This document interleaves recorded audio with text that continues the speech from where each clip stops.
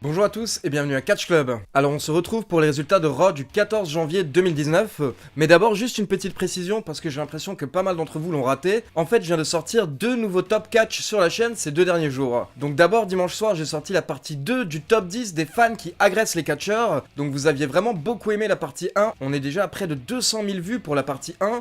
Du coup j'étais obligé de vous préparer la partie 2, et vous le verrez on s'intéresse à des grands catcheurs comme le Macho Man, Kevin Nash, Scott Hall, Jeff Jarrett, Raven ou encore Sabu, dans des fédérations comme la New Japan ou encore la WCW. Et à côté de ça, hier, je vous ai sorti un nouveau top WWE, donc c'est 7 choses que vous ne saviez pas sur le Royal Rumble. C'est une vidéo qui s'adresse surtout aux personnes qui découvrent le Royal Rumble, et je vous explique un petit peu les origines du match, qui est le créateur, comment est-ce que le projet s'est développé, et l'évolution du Royal Rumble ces dernières années. Donc n'hésitez pas à jeter un coup d'œil à ces 2 tops et à me dire ce que vous en pensez dans les commentaires. Allez, c'est parti pour les résultats de Raw. Honnêtement, hier soir, on a eu un très gros épisode, donc je vais être assez rapide sur les matchs. Je vais surtout m'occuper des rivalités, parce que hier soir en fait on a eu de très gros segments qui ont vraiment changé beaucoup de choses par rapport au Royal Rumble. Donc le show commence avec la caméra qui est en coulisses et qui filme une limousine qui est en train d'arriver. Et donc c'est Vince McMahon qui sort de la limousine. Ensuite on a Braun Strowman qui fait son entrée, et donc il commence à s'adresser à Brock Lesnar.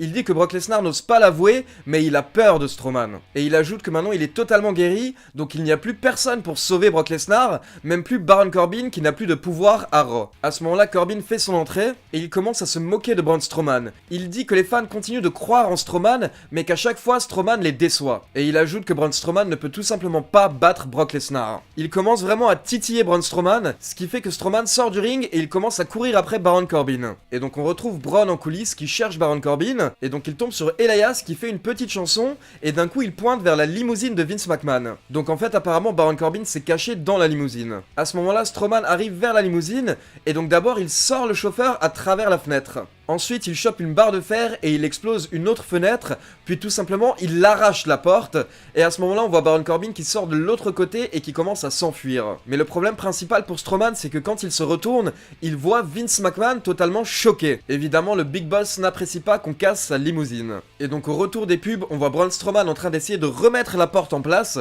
comme si ça marchait comme ça, et donc Vince commence à s'énerver et il lui donne une amende de 100 000 $. Mais Braun Strowman s'énerve et il dit que cette limousine ne vaut même pas 100 000 $.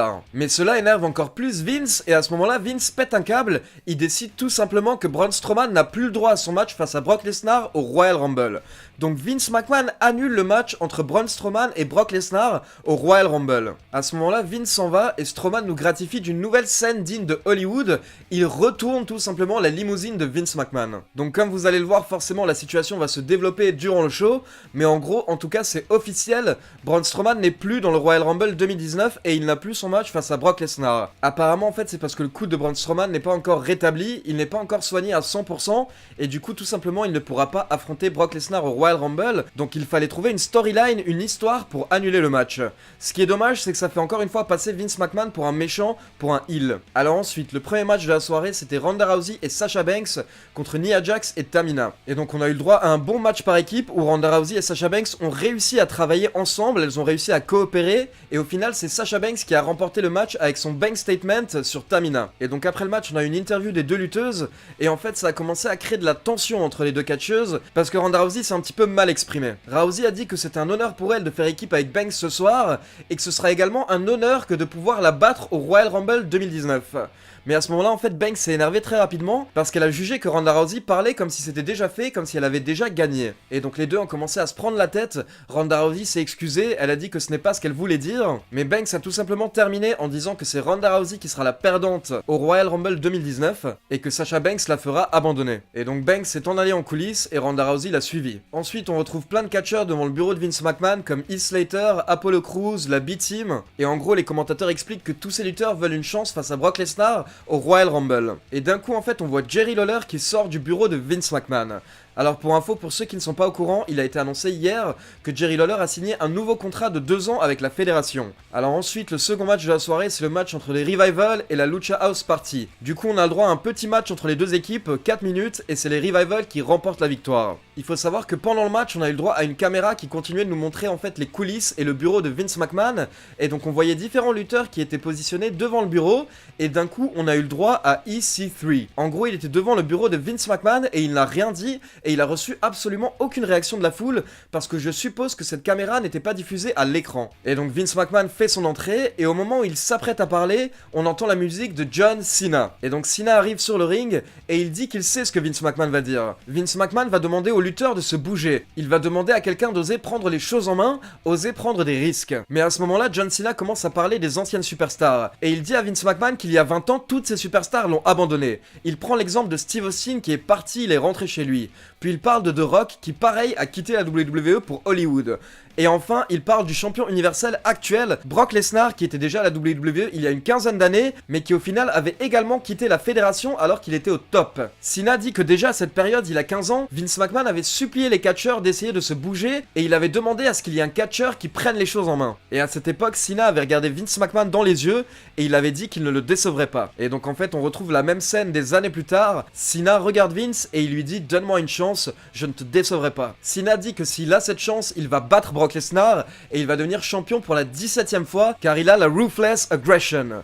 Donc pour ceux qui se souviennent, en fait, c'est le terme qu'avait utilisé Cena quand il avait fait ses débuts à la WWE. Mais à ce moment-là, en fait, on a Drew McIntyre qui fait son entrée et qui dit que ce n'est plus l'heure de Cena, maintenant c'est l'heure de Drew McIntyre. Ensuite, on a Baron Corbin qui fait son entrée et qui demande aussi sa chance pour le titre.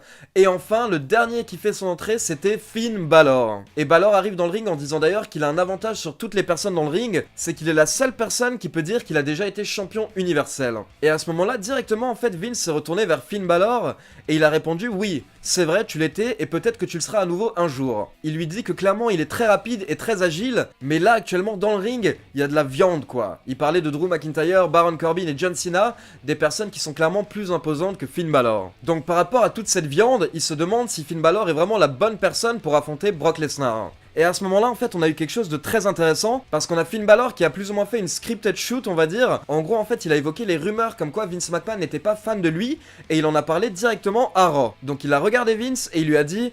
Écoute, de toute manière, je sais que tu n'as jamais été fan de moi. Je sais que tu n'as jamais cru en moi, mais le public, lui, croit en moi. Et donc Balor conclut en disant qu'il sait que Vince McMahon est têtu, donc s'il ne peut pas lui faire changer d'avis en parlant, il va lui montrer. Et à ce moment-là, il attaque Baron Corbin. Pendant ce temps, Drew McIntyre attaque John Cena, et donc tout le monde commence à se battre, mais au final, c'est Drew McIntyre qui finit seul debout, après avoir porté un Claymore Kick à John Cena et à Finn Balor. Et donc Vince décide d'organiser un match à 4 entre ces 4 lutteurs plus tard dans la soirée en main event, et le vainqueur affrontera Brock Lesnar au Royal Rumble 2019. Et on enchaîne tout de suite et on retrouve Vince McMahon en coulisses qui croise Jinder Mahal. Et Jinder Mahal explique qu'il est vexé de ne pas être inclus dans ce match ce soir. Et au final, il arrive à convaincre Vince McMahon. Donc Vince lui dit de choisir un des 4 catcheurs qui sera dans le main event ce soir et Jinder Mahal va l'affronter. S'il arrive à le battre, il prendra sa place dans le match ce soir. Et donc Jinder Mahal choisit Finn Balor. Donc ce soir, on aura le droit à Jinder Mahal contre Finn Balor et si Jinder Mahal bat Finn Balor, il prendra sa place dans le main event. Alors ensuite on a un match par rapport à un segment qui est arrivé plus tôt dans la soirée. Donc comme je vous l'avais dit, Sasha Banks était retourné en coulisses énervé après son match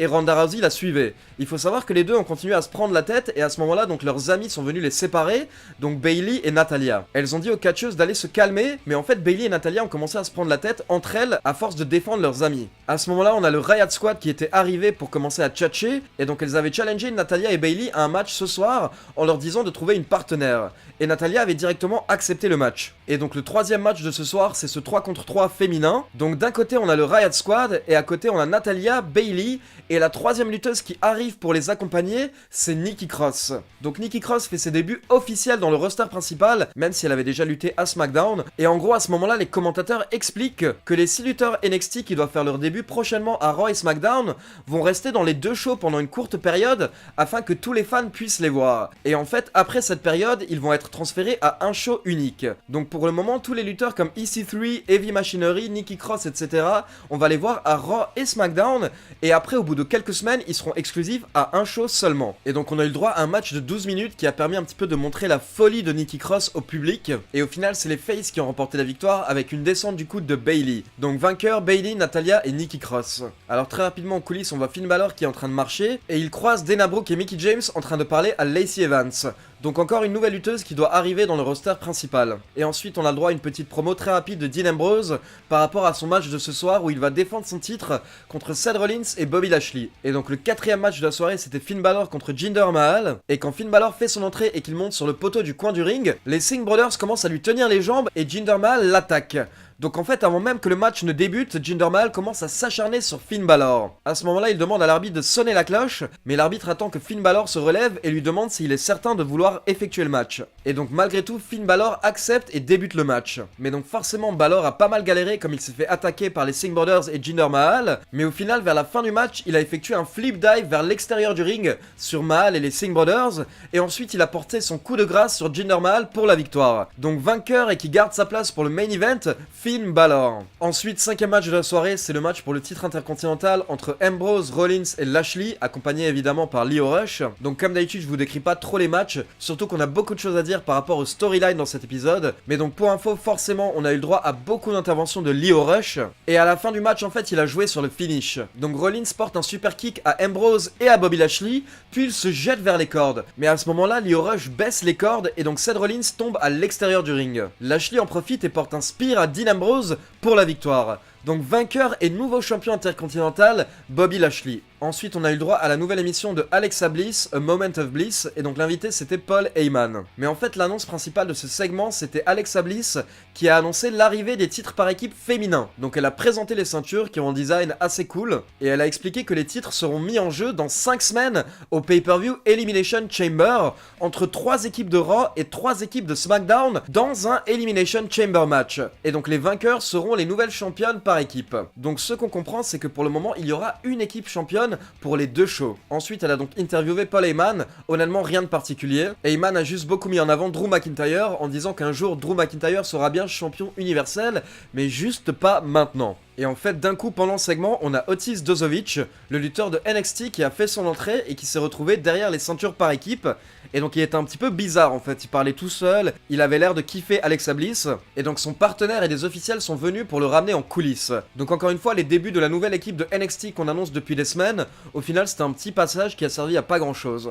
Et donc on enchaîne avec le main event, John Cena contre Finn Balor, contre Drew McIntyre, contre Baron Corbin. On a eu le droit à près de 20 minutes de match, et honnêtement moi je pensais que si Baron Corbin était dans le match, c'était justement pour prendre le tombé. Comme ça ne décrédibiliserait pas les autres lutteurs présents dans le match. Mais en fait ce n'était pas du tout le cas, et en gros je pense que vous l'avez remarqué maintenant, mais cette soirée c'était la soirée de Finn Balor. Donc on a eu le droit à de très beaux moments de Finn Balor durant le match, et à la fin en fait il y a eu toute une séquence de finisher. Donc d'abord Cena a porté son AA à Baron Corbin, mais directement derrière, McIntyre a porté son Claymore Kick à Cena. Sauf que là, Balor est entré dans le ring et il a porté un Tornado DDT à McIntyre. Et donc Cena était au sol vu qu'il venait de se prendre un Claymore Kick, donc Finn Balor en a profité, il est monté sur la 3ème corde et il a porté son coup de grâce sur John Cena pour la victoire. Donc vainqueur et qui ira affronter Brock Lesnar au Royal Rumble, j'arrive même pas à le croire, c'est Finn Balor. Et en plus Finn Balor qui vient de couvrir John Cena quoi. Et donc tout de suite après le match, Cena prend le micro et il dit que de là où il vient, quand quelqu'un nous confronte, quand quelqu'un s'oppose à nous, on se bat et on gagne le respect. Cena mentionne le fait que Vince McMahon ne croit pas en Finn Balor, puis il dit que Balor a dit au début du show que le public croit en lui. Et bien Cena dit à Balor que maintenant il y a une personne en plus qui croit en lui. Et donc il tend sa main et il serre la main de Finn Balor et il lui demande de tout casser au Royal Rumble. Cena termine en annonçant Finn Balor comme le vainqueur du match et il le prend dans ses bras. C'était tellement bien fait. C'est exactement le rôle de John Cena, je veux dire. John Cena, aujourd'hui, il a pas besoin du championnat mondial. Honnêtement, c'est fou ce que je vais dire, mais je veux dire, sa carrière vaut plus qu'un titre de champion du monde. Aujourd'hui, John Cena, rien que de le voir, c'est génial en fait. Et il n'a plus rien à prouver à qui que ce soit en fait. C'est potentiellement le plus grand catcheur de tous les temps. C'est potentiellement la seule personne qui peut dire qu'il a dépassé Hulk Hogan, honnêtement. Donc c'était beau en fait de voir ce moment où on a vu John Cena valider Finn Balor. Et c'était incroyable tout simplement de voir tout cet épisode de Raw qui était plus ou moins consacré à Finn Balor. D'un côté c'est pas vraiment étonnant parce que pour ceux qui suivent les news, récemment je vous avais parlé du fait que la WWE prévoyait un push pour Finn Balor. Maintenant malheureusement c'est encore dans des circonstances particulières parce que c'est dû à la blessure de Braun Strowman qui n'est pas encore soignée. Donc voilà, j'aimerais vraiment beaucoup votre avis dans les commentaires. Selon vous, qui va remporter le match au Royal Rumble, Brock Lesnar ou Finn Balor? Dites-moi ce que vous en pensez. Et donc comme je vous l'ai dit en début de vidéo, n'hésitez pas à regarder les 2 derniers tops que je viens de sortir, le top 10 des catcheurs agressés par des fans partie 2, ainsi que les 7 choses que vous ne saviez pas sur le Royal Rumble. Je vous mets les 2 vidéos juste ici comme d'habitude. Et aussi n'oubliez pas de liker la vidéo pour soutenir la chaîne, on se retrouve demain pour la review de SmackDown. Ciao tout le monde!